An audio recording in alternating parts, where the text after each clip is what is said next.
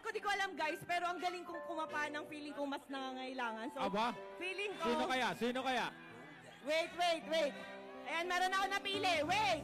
Itong babae. Yan. So, nanay, saan mo gagamitin ng 15,000? Pang-dialysis ko, ma'am, pang-injection. Ma'am, idol kita, ma'am. Grabe. Idol kita, ma'am.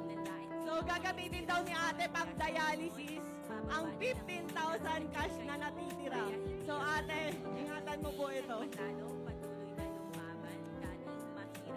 Thank you po, ate. Pero ang makalimot, di yung mangyayari. Yun. Kung ano ang pero Pambili na po ako bukas po yung dialysis ko. May pambili na po ako ng injection, ma'am. Mahal pa sila sa ikutin, ma'am, eh. Maraming salamat. God bless po, ate. So, di ba guys, imagine nyo, napunta talaga sa mga taong deserve